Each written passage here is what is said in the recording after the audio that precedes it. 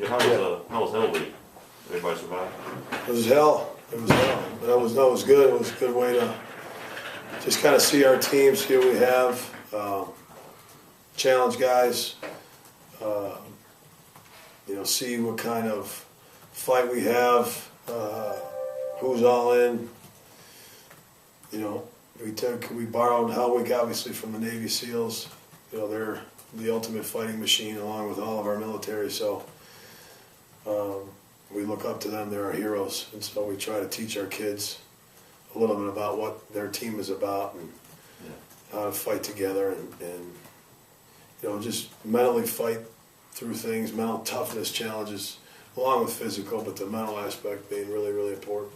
Yes, I mean, how many gallons of vomit there were last week? Well, you gotta get that. It's probably, you can't, you don't really know, but I think it's more the mind part of it, even than the physical, because our guys they're in pretty good shape, our guys, and so it's hard to get them physically sometimes because they are in such good shape and they are hard workers. But what we do, I think, mentally is tougher on them than physically sometimes. What kind of mental challenges did they face during that week?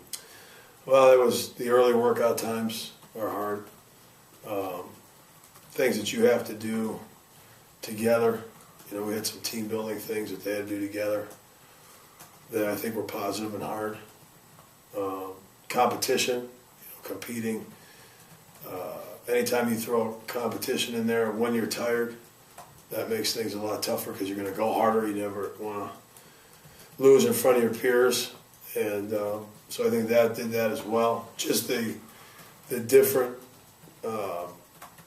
schedule, having to get up early. The whole team had to get up early for the entire week. That's very tough on people, with all their other responsibilities they have with school and tutoring and whatnot. I thought all that combined made it just a tougher challenge. What kind of things do the guys do during Hell Week? What's the first thing they do when they first get up? There's running. We have certain interval runs that we challenge them with. While they're doing their interval runs, they're doing calisthenics. One half's doing the interval run while the other half's doing calisthenics. So that's tough on you because you have to make your run time plus, during your rest time you're doing calisthenics. Part of the Hell Week also was to go to the stadium, and complete a stadium deal in a competitive format. While all this is going on, you still have to come and get your lift times in, so those workouts in itself are hard enough, but then when you throw the lifts on top of it, now you're really pushing the body, you're pushing the mind past what it normally is used to. Not something you'd ever want to start with, your first week because you're not ready for it.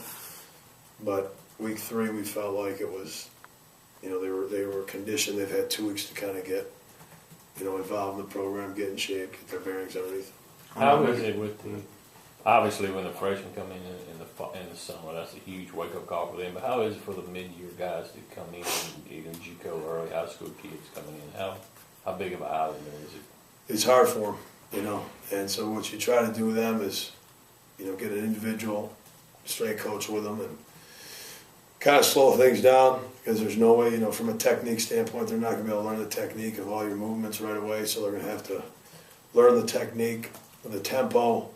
They're not going to be used to the tempo of how we train, so that takes time. Whether you're, mid-year guy, junior college, or a freshman, you still probably haven't done anything like this, so you have to have a couple days at least to get your bearings underneath you. Your junior college guys are older, so they're going to be a little bit better, but they're still, there's an adaptive period for them as well. With last year, you always talked about having some good leaders in there with Charles Mitchell and Quentin and guys like that. Any to be seniors stepping up and yes, and leading that? Guys are trying. John Banks, Cameron Lawrence are definitely trying. Corey Broomfield, Devin Jones, Gabe Jackson, trying. Tyler Russell. How good is that to see that carry over from year to year? Just guys step up and. It's awesome. It's awesome because you get to see them mature and take ownership of their team. It's really awesome. Some of these guys, you know, I'm sure when they're going through it, it's not maybe enjoyable, but, you know, it seems like they enjoy the results. Like Chad Bonfus' Twitter handle is, I'm so Balis dead, something like that. I mean, they really seem to embrace it, don't they? Well, I think anytime, you know, you're able to, you know, conquer a challenge, something that's really, really hard, you feel proud of yourself. And I think part of what Coach Mullen wants is he wants our team to feel like we're the most invested. And so when a guy goes through our program, you know, they feel like, yeah, you know, I've conquered it. I've achieved something really great. So I think, yeah, there's no question that they feel proud. These newcomers, who's stood out so far? Does anybody surprise you one way or the other, good or bad? I think they're all talented guys. You know, I'm really excited about them. You know, you look at Danico Autry. You know, I think he's going to be really good. I think he has all the tools.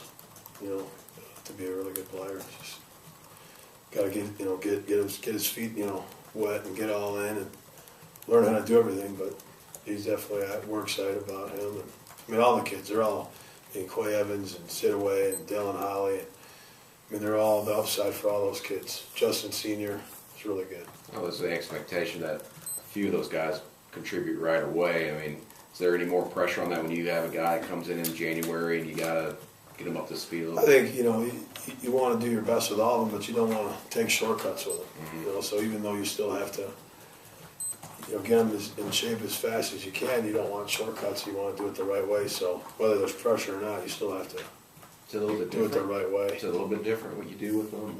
Or, No, I think, you know, anytime you're new, there's a certain protocol that you have to Yeah. follow so that you learn it the right way.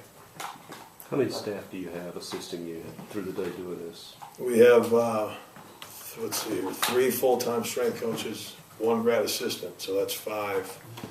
And then we have 3 interns For these new guys, that kind of are off and on. So really 5. these new guys that come in, do you have certain goals you set for them to reach by spring practice so they'll be ready to, you know, focus more on schemes and all that stuff? In terms of physical goals, is that what Yeah, you mean? right, yeah. Yeah, we have physical goals that every guy is challenged to achieve when we start the off season. You know, we'll do rep max testing and, you know, vertical jump, broad jump. We'll do 40. You know, we'll do all that kind of stuff even after spring ball. You know, that they have goals that we give them to try to hit based upon what they did last year. And I think every person needs goals. We make everything competitive. Coach Mullen loves the competitive aspect of training, and that brings out the best in everybody. How are the guys that were either injured last fall and this season coming along, specifically Nico Whitley and Tobias Smith? Good. They're both coming along really well. I think those 2 guys are, you know, such big parts of our team. You know, I'm really pleased with, you know, just how they're coming along and how they're working and their attitude, most importantly. I think attitude, it all starts with attitude. I think their attitudes are great. How much are they able to do right now? You know, they can do a lot of the stuff. There's some limitations. Tobias he's coming along. You know, Whitley is slower than Tobias, but you know, the process of getting back is different for everybody, as you guys know. But they're both attacking. Who are some of the guys that are working together to get ready for, you know, combines and stuff like that? Our combine guys. Yeah. Who's all in that group? Well, that's Fletcher Cox, Vic Ballard, Quentin Salisbury, Charles Mitchell. Let's see, June Carmen. Who else is there? Sean Ferguson, Damian Anderson. Mm-hmm. They're all in there working together, and they go 4 days a week.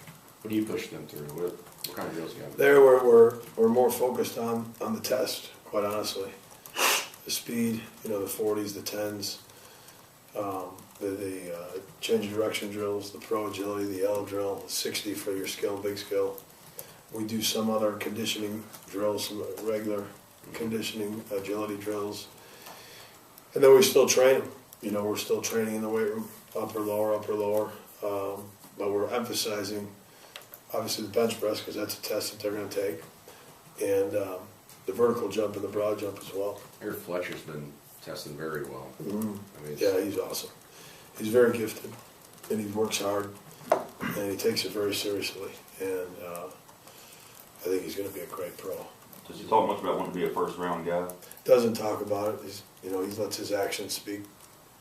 He just wants to, be the best he can be. He doesn't quite move like a defensive back, but you would expect, huh? No, he's special. I think he's blessed. But he also, when he flicks the switch, it's you see all his tools at a whole nother level, and it's cool. Any of his times you care to share? I'd rather not, just because I don't want to Okay. speculate. I want him to be able to have a fair deal.